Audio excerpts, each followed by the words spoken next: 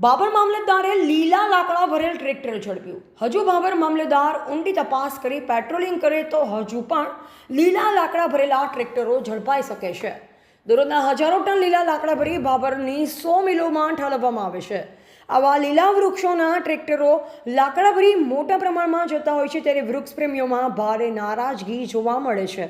બાબર તાલુકામાંથી રાત દિવસ લીલા લાકડા ભરેલા ટ્રેક્ટરો ખુલ્લેઆમ ચાલી રહ્યા છે, ત્યારે સરકારશ્રીનો કે કાયદાનો કોઈ જ ડર ન હોય તેમ લાગી રહ્યું છે।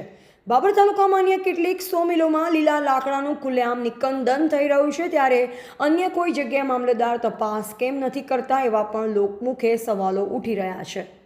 બનાસકાંઠા જિલ્લા સહિત બાબર પંથકમાં લીલા વૃક્ષોનું બેફામ નિકંદન થઈ રહ્યું છે, જેના કારણે હવામાનમાં મોટા પ્રમાણમાં ફેરફારો જોવા મળી રહ્યા છે। ગરમીનો પ્રકોપ પણ વધી જવા પામ્યો છે। જવાબદાર તંત્ર જાણે ઘોર નિંદ્રમાં સૂતું હોય તેમ લાગી રહ્યું છે।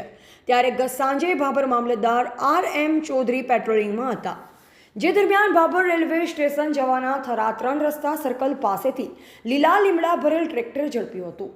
ટ્રેક્ટર ડ્રાઈવર ઠાકોર દિનાજી ધારસીજીની પૂછપરછ કરાતા જણાવાયું હતું કે આ લીલા લાકડા ભરેલ ટ્રેક્ટર બાબર તાલુકાના ઉડાઈ ગામેથી ખેડૂતના ખેતરમાંથી ભરી 100 મિલમાં લઈ જઈએ છીએ, જેથી બાબર મામલતદારે લાકડા ભરેલ ટ્રેક્ટર ડિટેઇન કરી ટ્રેક્ટર ડ્રાઈવરને નોટિસ આપવામાં આવી, જેમાં તારીખ 27/5/2024 સુધી જરૂરી પુરાવા રજૂ કરવા મુદ્દત આપી ટ્રેક્ટરને બાબર પોલીસ મથકે સુપ્રત કરવામાં આવ્યું હતું।